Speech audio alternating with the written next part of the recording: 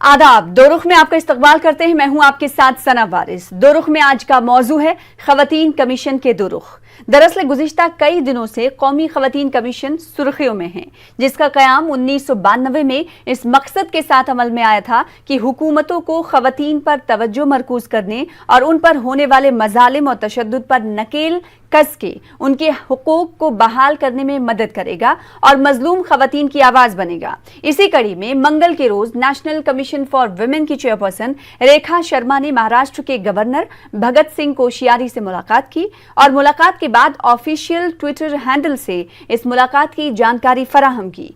Tweet में कहा गया कि इस मुलाकात के दौरान कोविड सेंटर्स में खवातीन मरीजों के साथ इस्मत दरी, छेड़छाड़ और लव जिहाद के मामले में इजाफे को लेकर तबादले ख्याल किया गया। नेशनल कमीशन फॉर वुमेन के इस ट्वीट के बाद तनाजा शुरू हो गया और इन्हें इस ओहदे से बर्खास्त किए जाने की मांग की जाने लगी। वहीं दानश्वरों ने भी इस ट्वीट पर इजहार ख्याल करते हुए कहा कि किसी आईनी ओहदे पर फायज शख्स को गैर जानिबदार होना चाहिए। उसकी जहनियत, सोचो फिक्र का झुकाव किसी मखसूस फिरके या तबके की जानिब नहीं होना चाहिए। आज दो रुख में इसी मुद्दे पर करेंगे बात। अपने दो खास मेहमानों से जानेंगे उनका स्टैंड। दो खास मेहमान इस दरमियान हमारे मौजूद हैं, जिनका तारुफ करा दे। ऋचा पांडे साहिबा जो कि स्पोक्स पर्सन हैं बीजेपी के, हमारे दरमियान मौजूद हैं, आपका इस्तकबाल करते हैं। साथ ही साथ रीना गुप्ता साहिबा जो कि स्पोक्स पर्सन हैं आम आदमी पार्टी की, आपका भी इस्तकबाल करते हैं। ऋचा पांडे साहिबा, सबसे पहले आपके पास ही आना चाहेंगे क्योंकि रेखा शर्मा के इस ट्वीट के बाद उनकी बर्खास्तगी की मांग की जा रही है। अगर बीजेपी के स्टैंड जानने की कोशिश करें तो क्या बीजेपी को ऐसा लगता है कि रेखा शर्मा पर कार्रवाई होनी चाहिए, क्योंकि एक आईनी ओहदे पर, कॉन्स्टिट्यूशन पोस्ट पर कोई शख्स फायज हो और इस तरह के अगर बयान देता हो तो क्या बीजेपी इसका सपोर्ट करती है? देखिए, रेखा शर्मा जी ने जमीन की हकीकत के बारे में बयान दिया है और इसमें मेरे ख्याल से किसी को कोई आपत्ति नहीं होनी चाहिए। जो जमीन पे चल रहा है, अगर आप उससे मुंह मोड़ लेंगे तो आप कैसे गवर्न करेंगे और कैसे उसका एक उपाय निकाल के लाएंगे जी। आप अगर आंख बंद कर लेना चाहते हैं तो वो आपकी मर्जी है, परंतु हम आंख बंद करके गवर्नेंस नहीं दे सकते हैं, हम न्याय नहीं दे सकते। लेकिन बीजेपी को ये वाजे करना होगा ऋचा पांडे साहिबा कि इंटर रिलीजियस मैरिज क्या क्राइम है? इंटर रिलीजियस मैरिज क्राइम नहीं है, उसके लिए कॉन्स्टिट्यूशन में जगह है, परंतु जो लव जिहाद है वो क्राइम है। तो इंटर रिलीजियस मैरिज को लव जिहाद का नाम दिया जा रहा है, इसका मतलब फिर लव जिहाद और इंटर रिलीजियस मैरिज में बहुत फर्क है। आप ये दो चीजें बिल्कुल अलग हैं। एक लव जिहाद एक एजेंडे के रूप में चलने वाला एक बहुत सोची समझी साजिश है जो हमारे देश में बहुत समय से चल रही है और जिसको चलाने की नाकाम कोशिश बहुत सारी ताकतें कर रही हैं जो कि कॉन्स्टिट्यूशन से बाहर है। परंतु इंटर रिलीजियस मैरिजेस ये तो हमारे जो लॉज है, हमारे जो कोर्ट्स हैं। आपने कहा कि लव जिहाद अलग है, इंटर रिलीजियस मैरिजेस अलग हैं, इसके लिए तो कोर्ट है। अगर केरल का एग्जाम्पल हम यहाँ पर दे तो केरल से लेके केरल का मामला सुप्रीम कोर्ट तक पहुंचा और आखिर में क्या हुआ हम सबको मालूम है। तो अदालतें तो मौजूद हैं। अगर इस तरह के केसेस सामने आते हैं तो अदालतों में ये मामला जाता है और वहां से अदालत अपना फैसला सुनाती है कि दरअसल ये केस लव जिहाद से मुताल्लिक था या नहीं था। क्या एक स्टैचुरी बॉडी का बंदा शख्स, खातून, इस तरह अगर वो कहती हैं कि लव जिहाद के मामले बढ़ रहे हैं तो क्या ये सही है? परंतु आप ये बताइए कि ये भी तो सही है कि बच्चियों को किस प्रकार से, किसी भी रिलीजन में अगर इस प्रकार की चीज हो रही है कि बच्चियों को या बच्चों को हम एक तरह से ब्लाइंड करके उनको यूज कर रहे हैं किसी एजेंडे को प्रमोट करने के लिए, किसी ना किसी को उस पर आवाज तो उठानी पड़ेगी। और अगर कॉन्स्टिट्यूशन के लोग आवाज नहीं उठाएंगे तो कौन उठाएगा? ये केवल एनजीओ से रिलेटेड मैटर तो नहीं है कि सिर्फ एनजीओ के लोग ही काम करेंगे इस पे या इसमें सिर्फ सोशल एक्टिविस्ट ही आवाज उठाएंगे। आजकल तो हम देख रहे हैं कि पूरा एक तबका है जो कि गवर्नमेंट की हर पॉजिटिव चीज के खिलाफ खड़ा हुआ है। तो हमें इसे उस चश्मे से न देखकर इस तरह से देखना चाहिए कि कुछ गलत काम भी हो रहे हैं, उनको भी रोकने का काम कॉन्स्टिट्यूशन में जो बैठे हुए लोग हैं वो भी देश के लोग हैं, उनका भी उस पे जो सोच है वो जनता तक पहुंचनी चाहिए। अगर लव जिहाद इस प्रकार से एक सेक्ट के लोग कर रहे हैं, सभी लोग ना भी कर रहे हो तो भी ये एग्जिस्ट करता है, इसके ऊपर कार्रवाई होनी चाहिए। और अगर कोई कॉन्स्टिट्यूशनल पोस्ट पे बैठ के इसके बारे में चिंता कर रहा है तो उसमें क्या गलत बात है। ठीक है, रीना गुप्ता साहिबा, आपने ऋचा पांडे साहिबा को सुना। उनका ये कहना है कि अगर कोई कॉन्स्टिट्यूशनल पोस्ट पर बैठा शख्स या खातून लव जिहाद के बारे में फिक्र कर रहा है, सोचो फिक्र में मुब्तला है, उन्हें परेशानी हो रही है, तो ये गलत बात नहीं है। आम आदमी पार्टी का क्या कुछ स्टैंड? देखिए सना जी, ये जो लव जिहाद जो ये शब्द है ना, ये सिर्फ बीजेपी की एक इमेजिनेशन है। बीजेपी के आने से पहले आपने और मैंने कभी ये शब्द सुना था? कभी नहीं। बीजेपी का सबसे बड़ा इशू क्या है कि ये हमारे देश को जो आम जनता की जो प्रॉब्लम्स हैं उनसे बरगलाना चाहते हैं, और उन सब से, क्योंकि उनका इनके पास कोई समाधान नहीं है। बढ़ती हुई भुखमरी का, बेरोजगारी का, उस सब का कोई समाधान नहीं है। जो लॉ एंड ऑर्डर की बुरी स्थिति है उसका कोई समाधान नहीं है।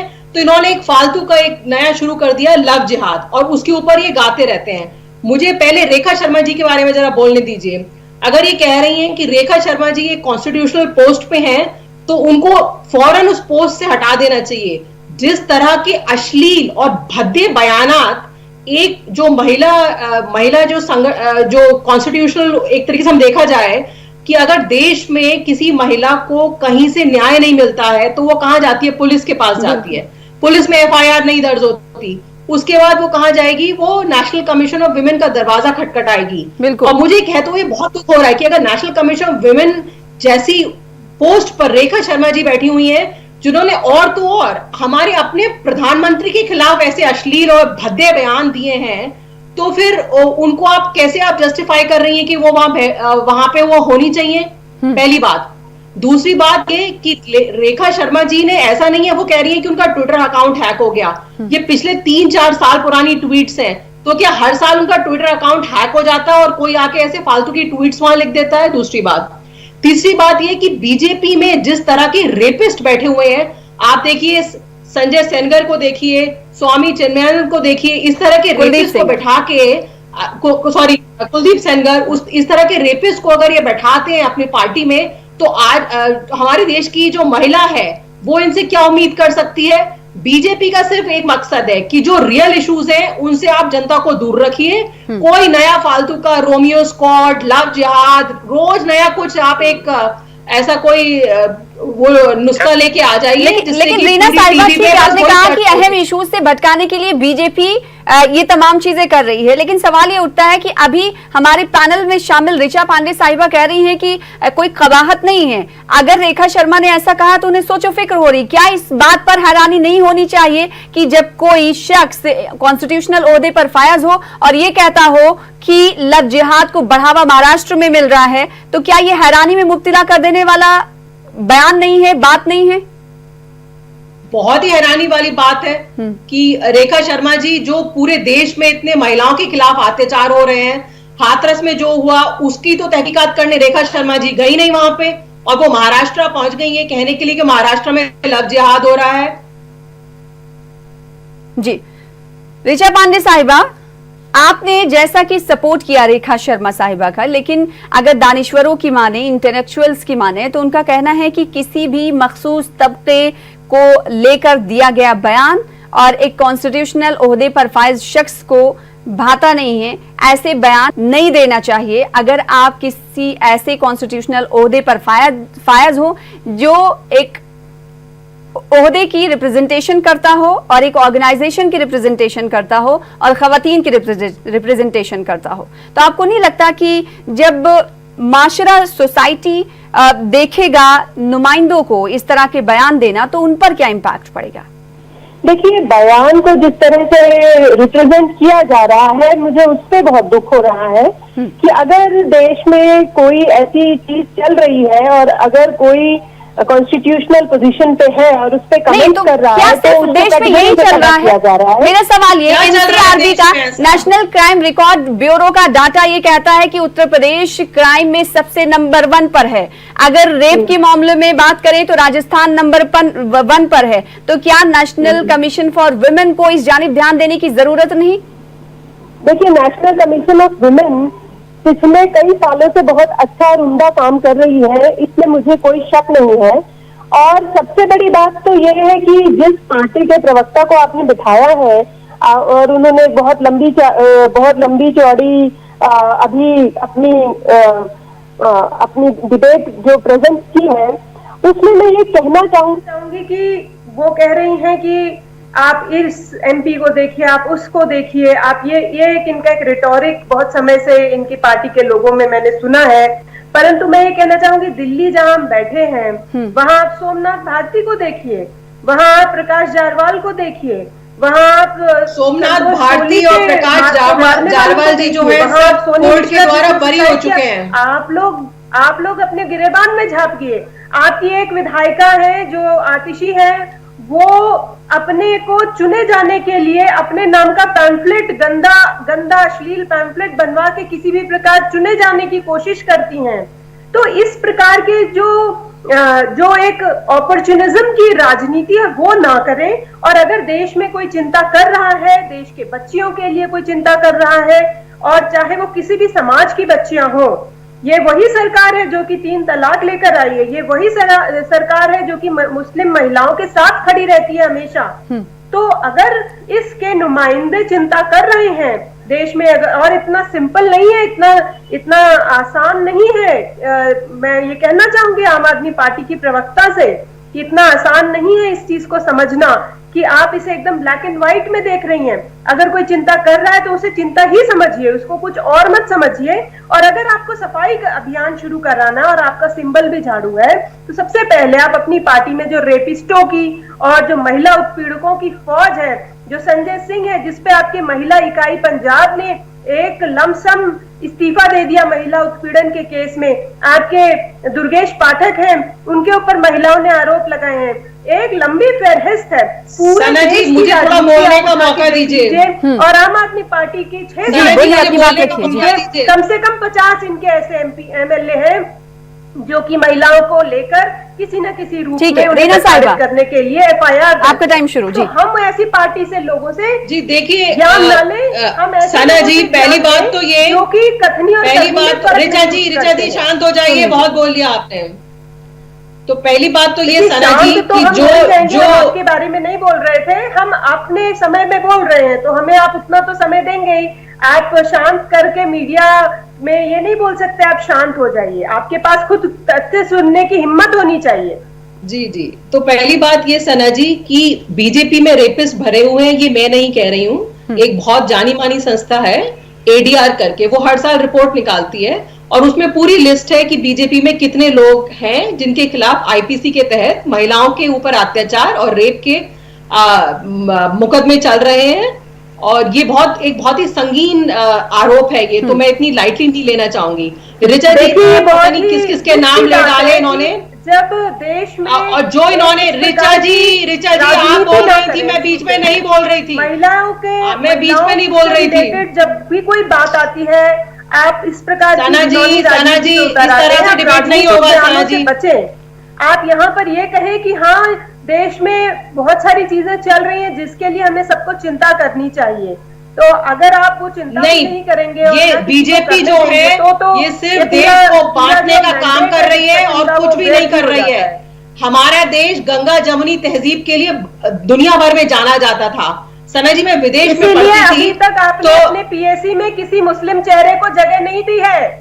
आपकी आम आदमी पार्टी के अंदर, पीएसी के अंदर कोई मुस्लिम चेहरा नहीं है, कोई गंगा। रिचा जी ने आम आदमी पार्टी छोड़ दी है, लेकिन आज भी वो आम आदमी पार्टी की बातें करती हैं। पीएसी का मेंबर नहीं बनाते, लगता है उनको काफी दुख हो गया आम आदमी पार्टी छोड़ने का। बनाया है। आप किस तहजीब और तमीज की बात कर रही हैं? एक भी प्रवक्ता आपकी महिला प्रवक्ता नहीं है जो कि आज पार्टी ने जिसको शीर्ष नेतृत्व में लाके खड़ा किया हो, क्योंकि पार्टी जो है जिसमें 90%। सना जी आप है क्या? सना जी आप इस तरह के डिबेट में कोई फायदा नहीं है, क्राइम में एक तरफा डिबेट। रिचा साहिबा सुन लेते हैं, अभी मौका मैंने रीना साहिबा को दिया था, उनकी बात सुन लेते हैं, फिर मैं आपके पास लौटूंगी।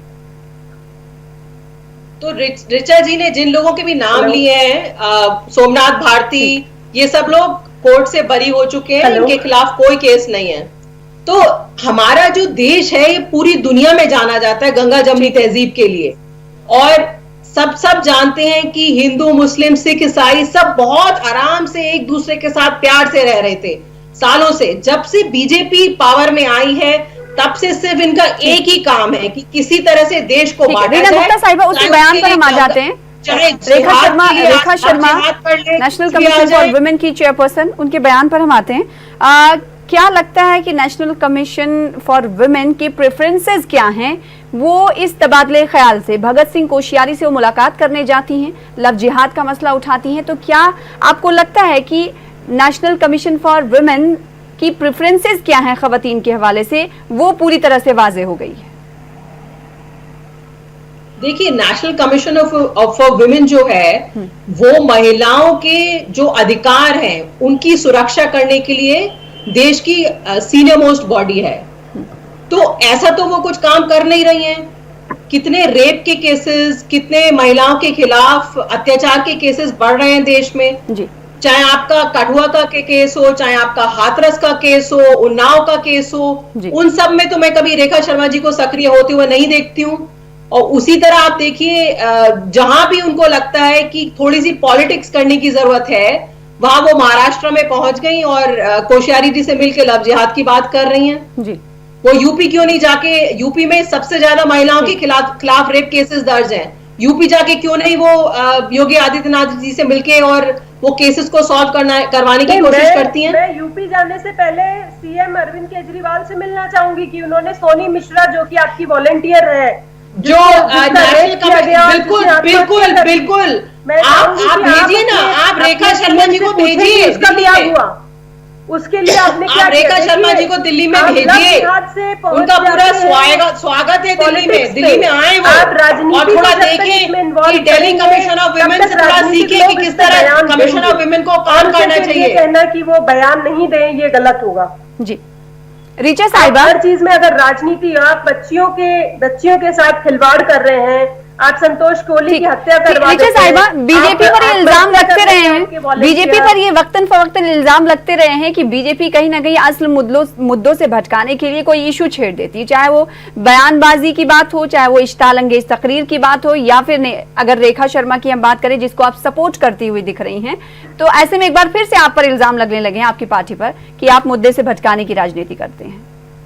देखिए, हम तो वो मुद्दे उठा रहे हैं जो जमीन पर है।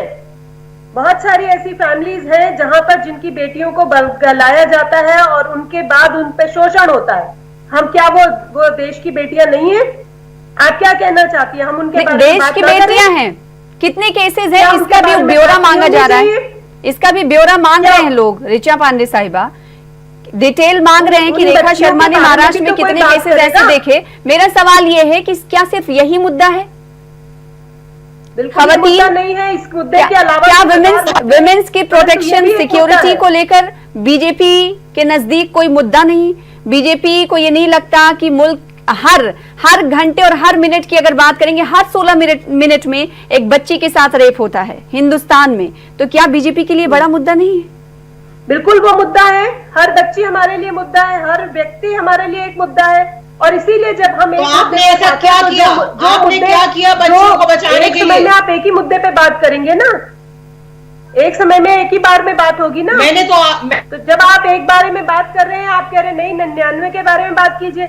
जब आप 99 के बारे में बात करते हैं, आप कह रहे हैं नहीं 98 के बारे में बात कीजिए। हम सब बारे में बात करते हैं, हम जीएसटी के बारे में बात करते हैं, हम किसान बिल के भी बारे में बात करते हैं, हम सारी बारे में बात करते हैं, हम 370 के बारे में बात करते हैं, हम कश्मीर से कन्याकुमारी के बारे में बात करते हैं। नहीं, तो सवाल ये उठता है ऋचा साहिबा कि आखिर लव जिहाद के मसले पर ही संजीदा क्यों है बीजेपी और नेशनल कमीशन फॉर वुमेन? खवातीन को लेकर बढ़ते जराइम पर क्यों नकेल कसने की बात नहीं होती?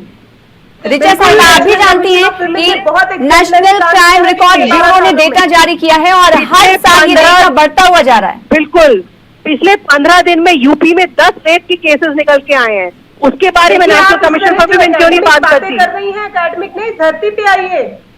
आप एकेडमिक बातें मत कीजिए, एकेडमिक बातें से बाहर निकलिए। आप महिलाओं का रेप होना, महिलाओं का रेप होना एकेडमिक बातें हैं। मैं आपको सुझाव देना चाहती हूँ, पहले महिलाओं का रेप होना, बच्चियों का रेप होना एकेडमिक बातें हैं। हत्या करने पे मजबूर कर दिया।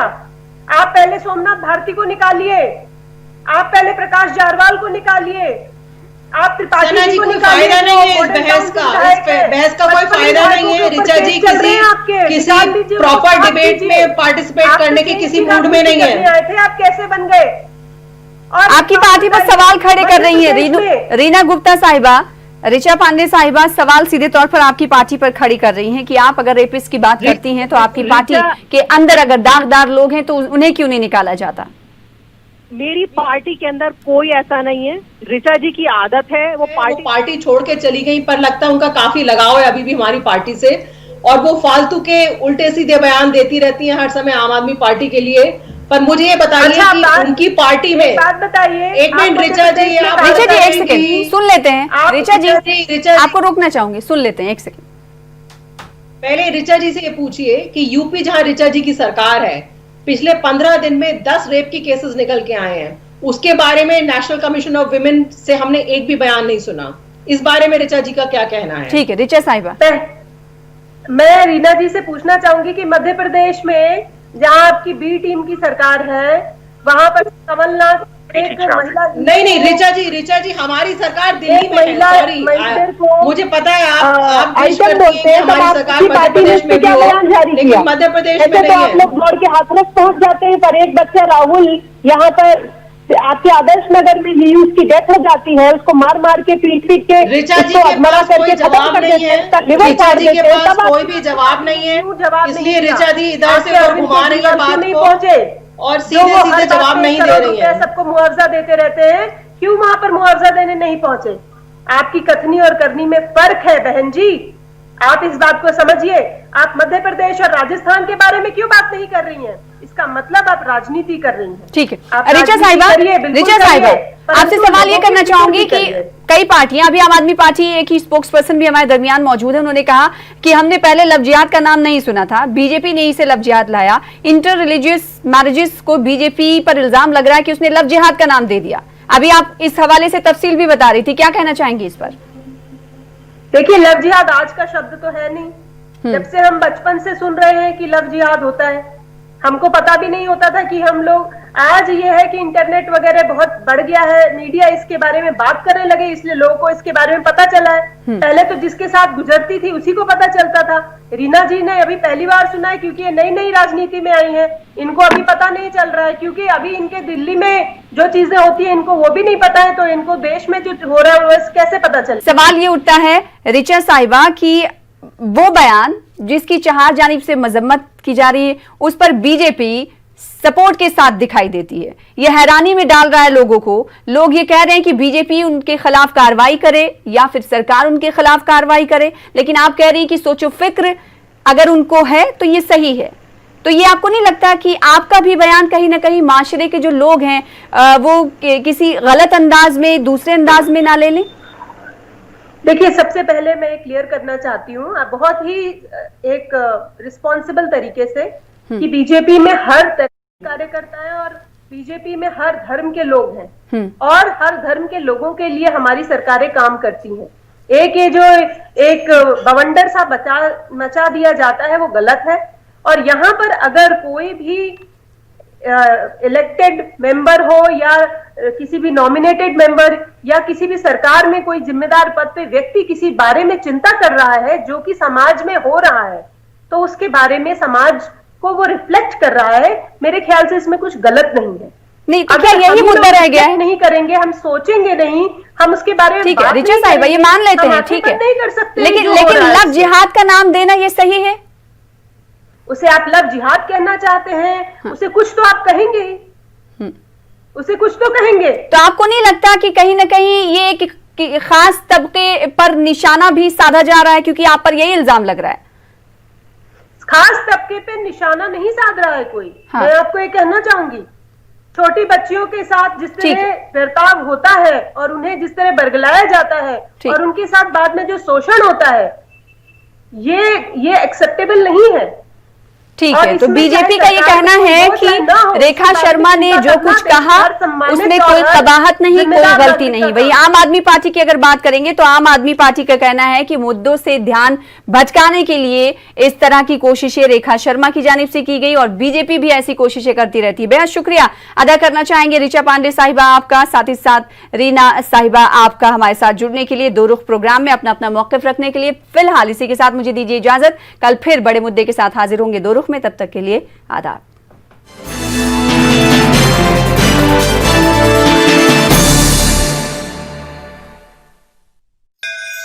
साइकिल